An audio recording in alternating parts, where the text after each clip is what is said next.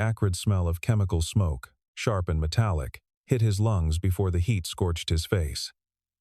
It was the wrong kind of smoke, not the honest smell of burning wood or cotton, but the biting, petroleum stench of accelerant, of impatience, of hate. Flames, a violent, unnatural orange, devoured the skeleton of the new community center, clawing at the night sky. They roared with a greedy, hollow sound. A dragon consuming the heart of the town. He stood across the street, just beyond the yellow tape. His hands buried deep in the pockets of his old jacket. He should have felt the cold of the Pacific Northwest night. But all he felt was the searing heat on his skin. He watched the way the roof trusses began to buckle, predicting the exact second they would collapse, sending a geyser of sparks erupting into the darkness. It was a professional job. A clean burn. He heard the gravel crunch behind him, but he didn't turn. He knew the sound of police-issue boots. "Mr. Donovan?" Arthur Donovan. The voice was young, hesitant, respectful even now.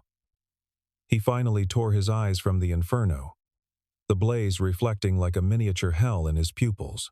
2 officers stood there, their faces illuminated by the flashing red and blue lights that pulsed in time with the disaster. "Sir, we need you to come with us." He just nodded, a profound, bone-deep weariness settling over him. He'd been running from this fire, from a fire, for 10 years. And now, it had finally caught him. As they guided him toward the cruiser, he heard the first whispers from the crowd huddled nearby. "Art? They're taking Art Donovan." It can't be, but it was. And as the car door closed, sealing him in the sudden, muffled quiet, Arthur Donovan, the town's hero, felt something he hadn't expected. Not fear, not anger, but the cold, unmistakable click of a trap sprung, and a dark, quiet sense of finality. It was over. The final nail in the coffin of Sarah Jenkins's career was not, as she had imagined, a dramatic courtroom explosion. It was the slow, agonizing silence of a telephone that refused to ring. Her office, if one could call it that, was a 10 by 12-foot room above a bakery in the oldest part of Cascade Falls, Oregon. It perpetually smelled of day-old sourdough and shattered dreams. Sarah, at 30 years old, was a legal refugee. 6 months ago, she had been a rising associate at a glass and steel monolith in Seattle, a place where billable hours were a religion, and a single mistake was heresy. She had committed heresy. She'd missed a discovery deadline.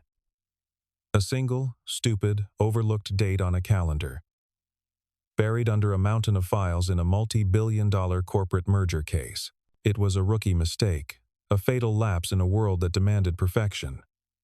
The partners, men who smiled with their teeth but never their eyes, hadn't yelled. They had simply, and quietly, erased her. She was toxic, unhireable. So she had fled, back to the kind of small town she had once gleefully escaped, using the last of her savings to rent this dusty room. Her name painted on the frosted glass. She was now a general practice lawyer, which meant she handled 2 divorces, 1 boundary dispute, and a DUI case that paid her in reclaimed lumber. She was drowning in debt, and her pride was 6 feet under. The ancient rotary phone on her desk suddenly jangled, the sound so shocking it made her spill her lukewarm coffee. She snatched it up. Law offices of Sarah Jenkins. It was the court clerk, a woman named Marge with a voice like a gravel road. "Sarah? Got one for you. Court appointed. Arraignments tomorrow at 9. Sarah grabbed a legal pad, her heart sinking. Another public defender case. $50 an hour, capped at 1,000. Who's the client? "You're not going to believe it," Marge said. And for the first time, her voice lost its monotonous edge. "It's Arthur Donovan." Sarah froze. "Art Donovan?" The Art Donovan. Everyone knew Art. He was a local legend. The former fire chief. The man who had pulled half the town's children from one disaster or another.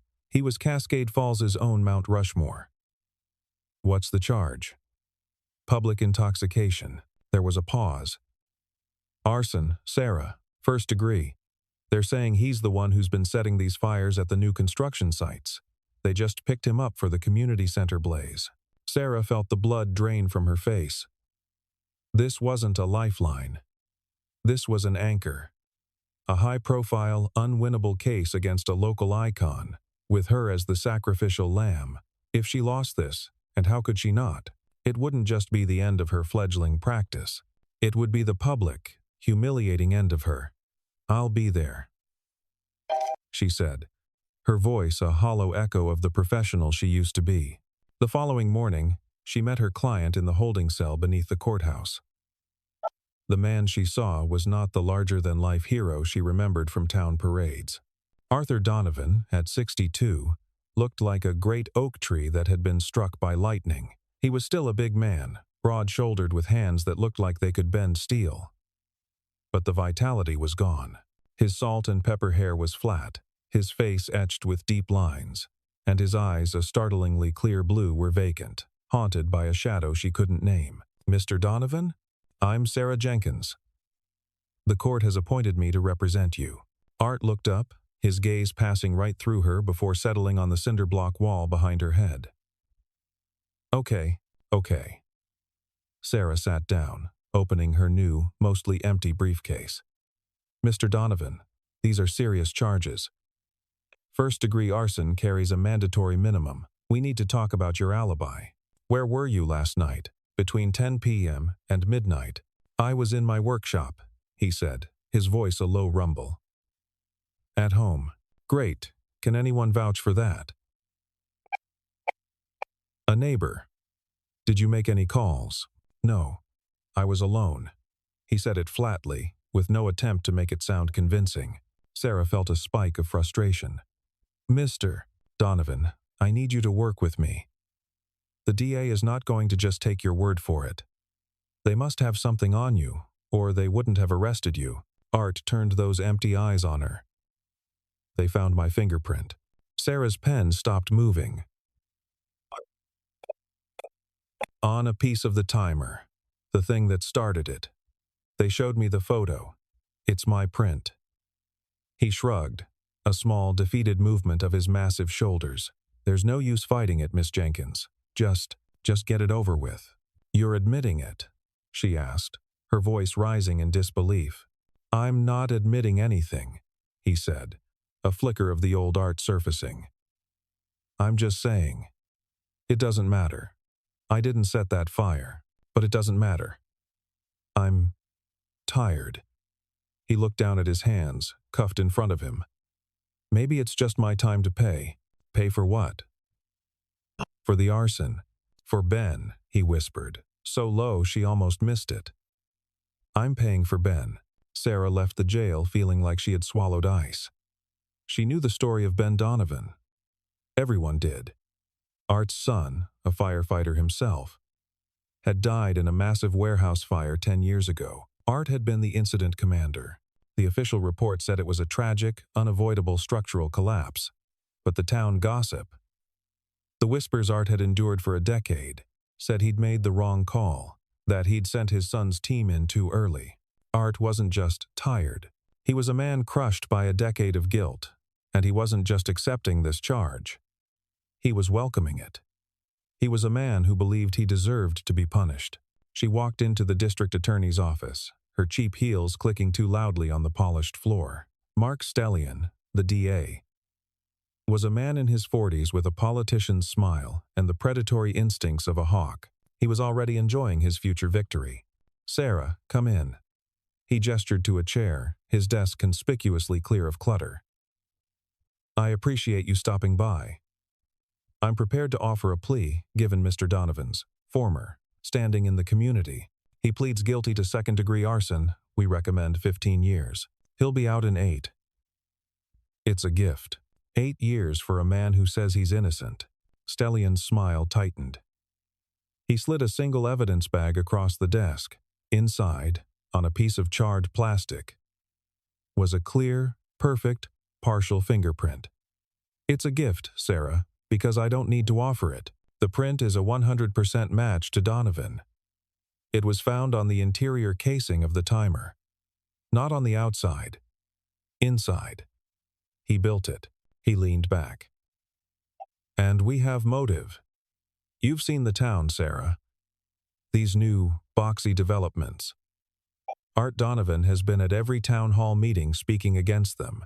He's the old guard, furious that his town is changing. He's a bitter old man who lost his son, and now he's lashing out. That's a narrative, Mark, not a motive, Sarah said, but her voice was weak. The print. Inside the casing. It was the 99.99% DNA match. It was the smoking gun. It was the nail in her coffin, right alongside Art's. Take the deal, Sarah, Stellion said, his voice softening with false pity. It's the only humane thing to do for him. And frankly, it's the only smart move for you. You can't win this. Don't ruin what's left of your career on a lost cause. She walked out into the damp Oregon air, Stellion's words ringing in her ears. A lost cause. He was right. The evidence was perfect. The defendant had given up, and she, his lawyer, was a failure, clinging to the wreckage. She could take the easy way out, file the plea, and live to fight, and lose another day. But as she stood on the courthouse steps, something deep and buried the fiery, indignant spirit of the lawyer she had wanted to be began to smolder. It wasn't just about Art. It was about her. She had made one mistake, and the world had discarded her. Art had made one potential mistake 10 years ago, and now he was willing to let it define and destroy him. It's too perfect, she thought.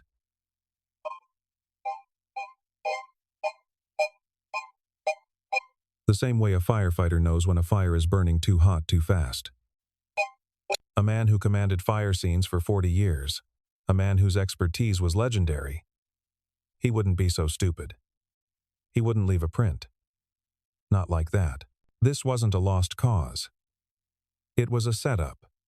And in that moment, Sarah Jenkins, the discarded lawyer with nothing left to lose, decided to fight. She wasn't just fighting for Art Donovan's freedom. She was fighting for her own. Her first stop was Art's workshop. She'd gotten him to sign a release, and the police had already torn the place apart, so they had no objection. The workshop was in a large barn behind his modest house. The moment she stepped inside, she knew the DA's narrative was wrong. This was not the lair of a chaotic, angry man. It was a cathedral. The vast space was immaculate. Every tool hung on a pegboard, its silhouette traced in white paint. The floors were swept clean, and everywhere there was history. Lining the walls were dozens of old firefighting tools, helmets, nozzles, and breathing apparatuses, each one polished to a museum-quality sheen. It was a shrine to a life of service. She found him in the jail's visiting room, holding a photo of the workshop. "You told me you were in your workshop, Mr. Donovan. What were you working on?" He looked at the photo, and for the first time, a flicker of life, of pride, entered his eyes.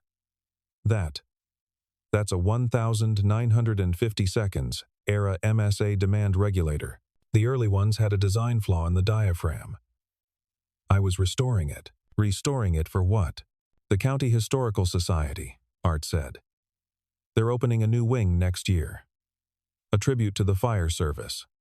I've been donating my pieces. For Ben's legacy, so people remember. Sarah leaned forward, her heart suddenly beating faster.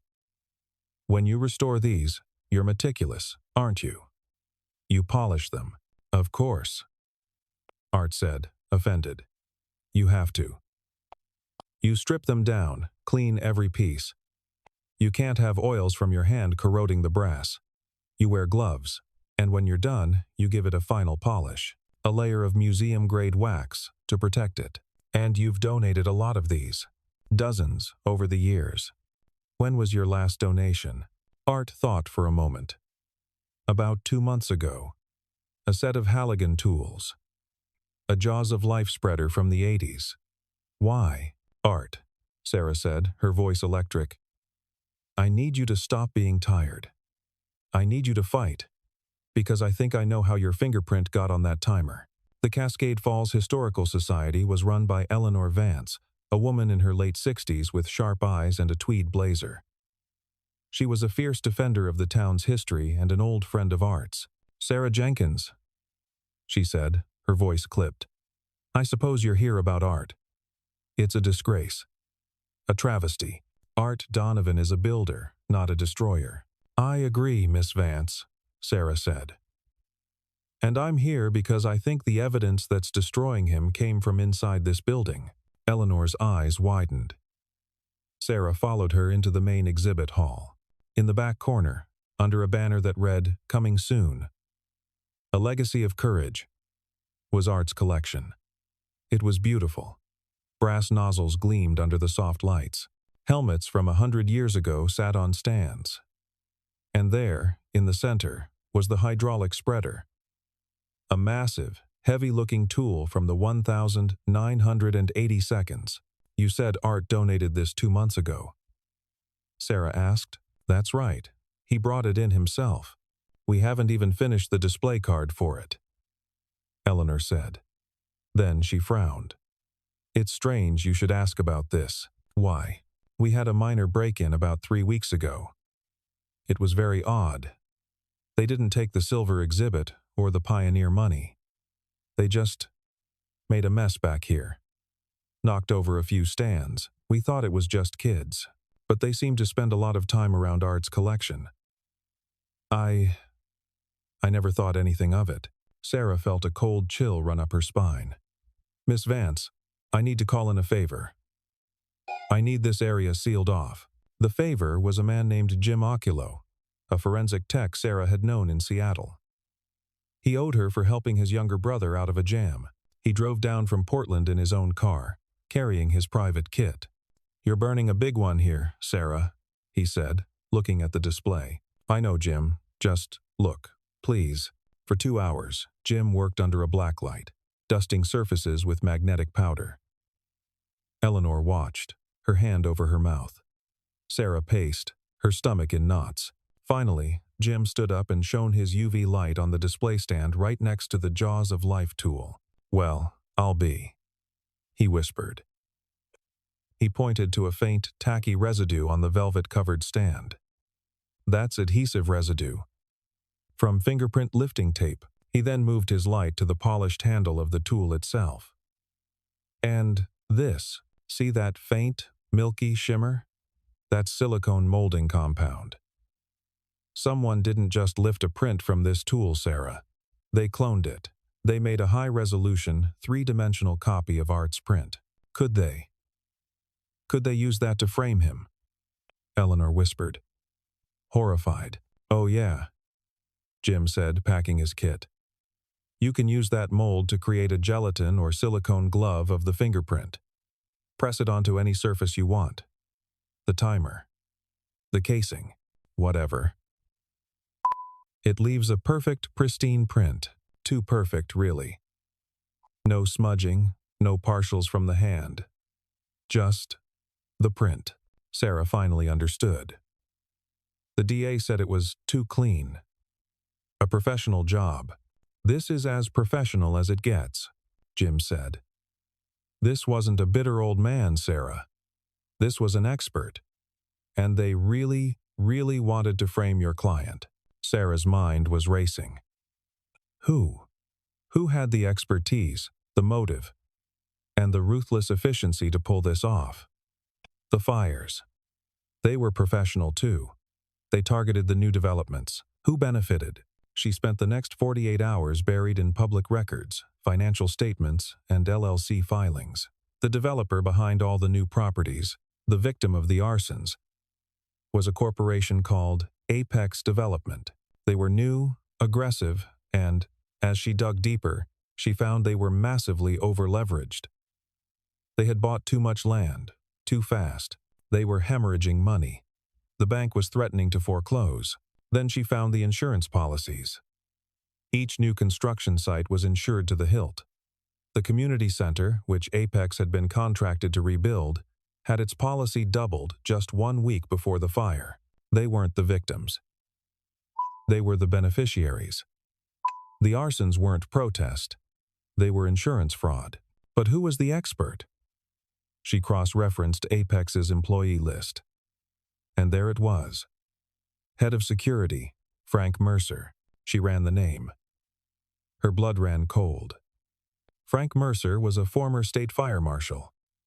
He had been dishonorably discharged 10 years prior for falsifying investigation reports in connection with a string of insurance-related arsons.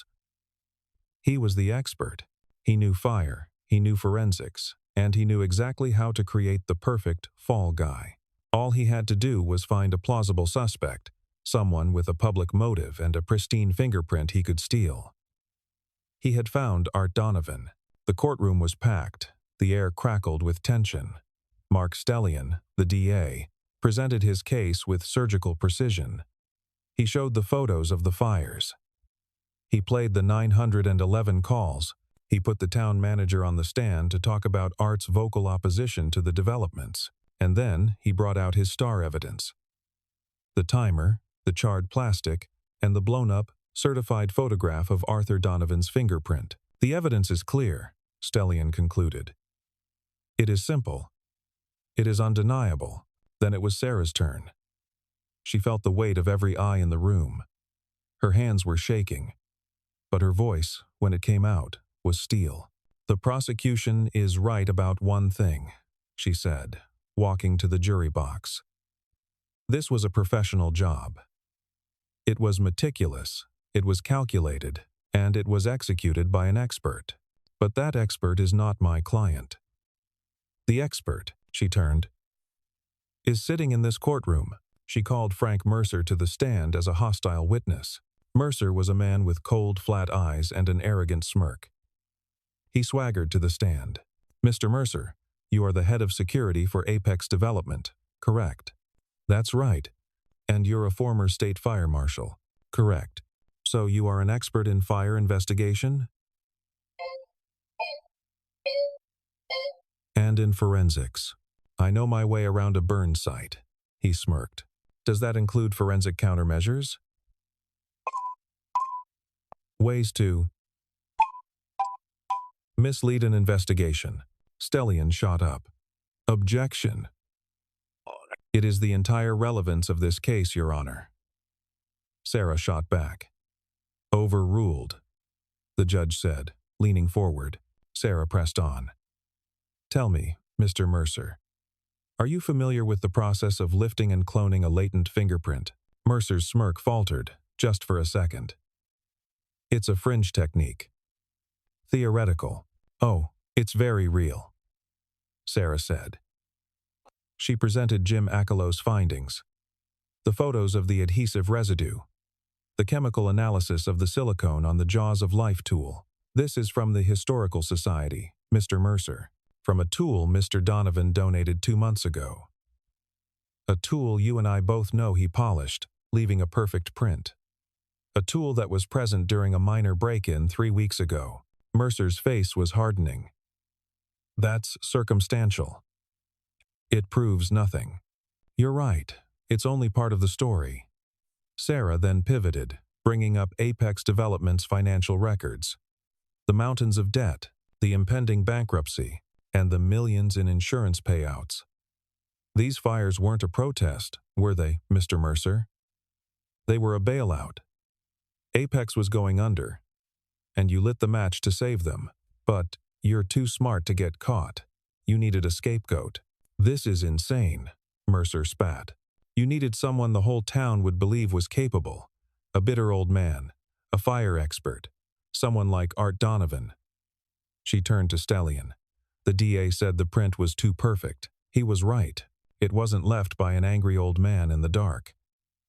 It was placed there, meticulously, by a forensic expert who was framing him. Objection! She has no proof. Stellian yelled, his case crumbling. But I do, Sarah said, her voice dropping, all a tremble. We checked the security cameras. Not at the museum, but across the street. A convenience store. On the night of the break-in, at 3:14 a.m., a black SUV registered to Apex Development sat parked for 45 minutes. And we have a clear shot of the man who got out and walked toward the museum. A man who looks, she pointed, exactly like you, Mr. Mercer. The courtroom erupted. Mercer's face was white. The smirk was gone, replaced by pure, uncut rage. "You," he started to say. But the judge's gavel drowned him out. The final witness was Art Donovan. He walked to the stand, but he was not the same man Sarah had met in the jail. The emptiness was gone, replaced by a cold, righteous fire. Stellian, desperate, tried to cross-examine him. "Mr. Donovan, isn't it true you hated these new buildings? That you saw them as an insult to this town?" Art looked at the jury. "I didn't like them, no. I value our history. But that's not what this is about." He turned his piercing blue eyes on Frank Mercer. "For 10 years. Art's voice was a low growl. "I have lived in a prison of my own making. 10 years ago, I lost my son, Ben, in a warehouse fire. I was the commander. I made the call. And for 10 years, I have asked myself every single night if I killed him. I have let that guilt eat me alive.